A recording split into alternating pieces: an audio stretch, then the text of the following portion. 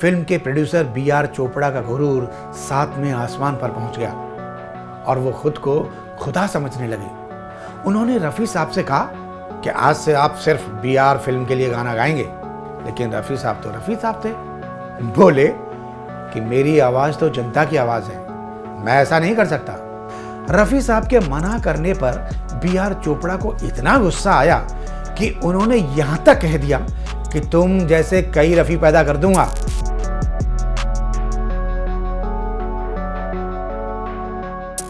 जब गुरु चेले ने निकाली बॉलीवुड की दबंगों की हेकड़ी। और क्या हाल चाल है? इतने दिन से सिर्फ वीडियो देख रहे हो या फिर कुछ सबक लेकर अमल भी कर रहे हो? जो भी सिखाया है उसकी प्रैक्टिस करते रहना और हमारे वीडियो को शेयर, लाइक और सब्सक्राइब करते रहना, तभी मज़ा आएगा। देखो यार, मैं हमेशा तुम्हें बताता हूँ कि स्ट्रीट स्मार्ट कैसे बनना है, दुनिया की जो चालें हैं उनसे कैसे बचना है और अपने को तैयार किस तरह से करना है, या फिर टॉक्सिक रिलेशंस का तोड़ कैसे निकालना है। लेकिन आज मैं तुम्हें कुछ ऐसा बताने जा रहा हूं जो पहले कभी नहीं बताया होगा, और वो है हुनर, टैलेंट की अहमियत। और ये तुम्हें मैं बॉलीवुड के गुरु चेले की जोड़ी के एग्जाम्पल से समझाऊंगा। वीडियो बहुत एक्साइटिंग होने वाली है, इसलिए कुर्सी की पेटी बांध लो। तो वापस लौटते हैं अपनी कहानी की ओर। तो भाई, 1957 में दिलीप कुमार की एक फिल्म रिलीज हुई, नया दौर, और फिल्म के सारे गाने गाए थे मोहम्मद रफ़ी साहब ने। वो गाना याद है ना? ये देश है वीर जवानों का, अलबेलों का, मस्तानों का, याद है? अब हुआ ये कि फिल्म बहुत बड़ी हिट हो गई और सारे गाने सुपरहिट हुए। और फिर वही हुआ जो हर इंसान के साथ होता है। फिल्म के प्रोड्यूसर बी.आर. चोपड़ा का गुरूर 7वें आसमान पर पहुंच गया और वो खुद को खुदा समझने लगे। उन्होंने रफ़ी साहब से कहा कि आज से आप सिर्फ बी.आर. फिल्म के लिए गाना गाएंगे और किसी और प्रोड्यूसर के साथ काम नहीं करेंगे। लेकिन रफ़ी साहब तो रफ़ी साहब थे, खुदा के नेक बंदे। उन्होंने बड़ी विनम्रता के साथ मना कर दिया। बोले कि मेरी आवाज़ तो जनता की आवाज़ है, मैं ऐसा नहीं कर सकता। हालांकि रफ़ी साहब ने बड़ी नरमी के साथ अपनी बात रखी थी, पर अहंकार में डूबे हुए आदमी को किसी भी तरह का इनकार बर्दाश्त नहीं होता। रफ़ी साहब के मना करने पर बी.आर. चोपड़ा को इतना गुस्सा आया कि उन्होंने यहाँ तक कह दिया कि तुम जैसे कई रफ़ी पैदा कर दूंगा। रफ़ी साहब ने तब भी कोई जवाब नहीं दिया। इस मुलाकात के बाद बी.आर. चोपड़ा ने रफ़ी के सारे गाने महेंद्र कपूर और बाकी सिंगर से डब कराने शुरू कर दिए।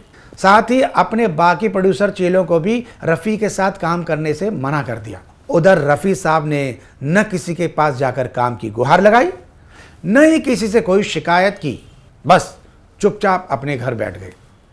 अब बॉलीवुड में क्राइसिस पैदा हो गया, क्योंकि म्यूजिक इंडस्ट्री में गायक तो बहुत थे, गाते भी अच्छा थे, पर किसी के पास रफ़ी वाला भाव और वो आवाज़ की मिठास नहीं थी। तो प्रोड्यूसर भी क्या करते? धीरे धीरे उन्होंने बी.आर. चोपड़ा की बातों को अनसुना करते हुए उन्हें एक खपती आदमी समझते हुए वापस मोहम्मद रफ़ी के घर का रुख किया। रफ़ी साहब ने भी फिर से काम शुरू कर दिया। लेकिन अब कहानी में एक ट्विस्ट आता है।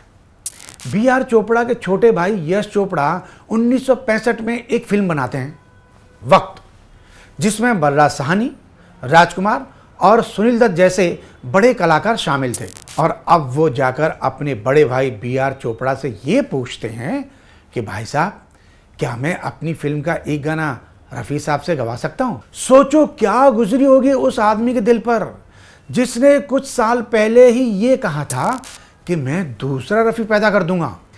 वक्त से दिन और रात, वक्त से कल और आज, वक्त की हर शय गुलाम, वक्त का हर शय पैराज। तो भाई, इस छोटी सी कहानी में कितनी बड़ी बात छुपी है कि हुनर अगर रफ़ी साहब जितना बड़ा हो, साधना जितनी ज्यादा हो और तुम्हारे फन पर तुम्हारी जितनी महारत हो, तो कामयाबी खुद तुम्हारे घर का रास्ता ढूंढती हुई आती है।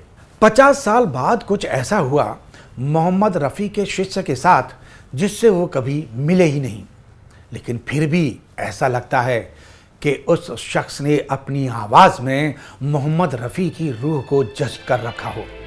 मैं बात कर रहा हूं सोनू निगम की, जो ऐसा वाहिद शख्स है जिसने रफ़ी को गाया ही नहीं बल्कि जिया भी है। पर यहाँ आज मैं सोनू निगम की ऐसी कहानी सुनाने जा रहा हूँ जो तुम्हें लगेगा कि ये तो B.R. चोपड़ा और रफ़ी साहब की कहानी का एक रिपीट टेलीकास्ट है। सोनू निगम एक मिडिल क्लास फैमिली से ताल्लुक़ रखते हैं। उनके पिता अगम कुमार निगम एक स्टेज के नामी सिंगर हैं और माता जी भी गायिका थी, मगर फिर भी नेपोटिज्म वाली बॉलीवुड इंडस्ट्री में सोनू ने अपना नाम बनाने के लिए बहुत संघर्ष किया।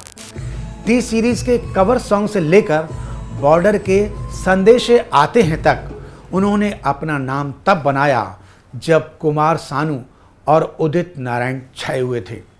लेकिन बाद में टी सीरीज और सोनू की एक दूसरे से कुछ खटपट हो गई।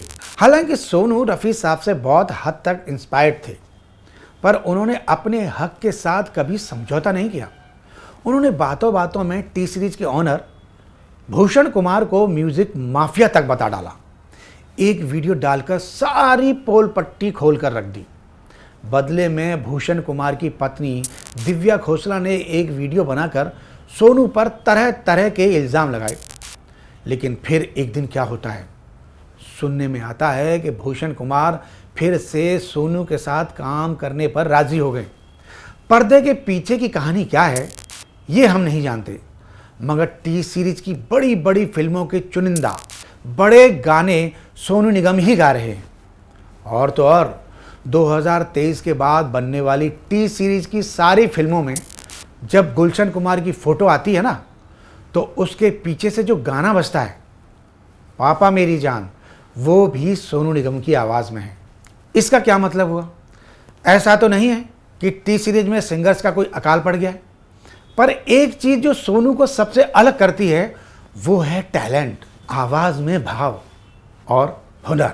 तो आखिर में भाई ये हुनर ही है जो तुम्हारे दुश्मनों की या तुमसे जलने वालों की हेकड़ी निकालता है, और हुनर का कोई अल्टरनेटिव, कोई तोड़ नहीं है।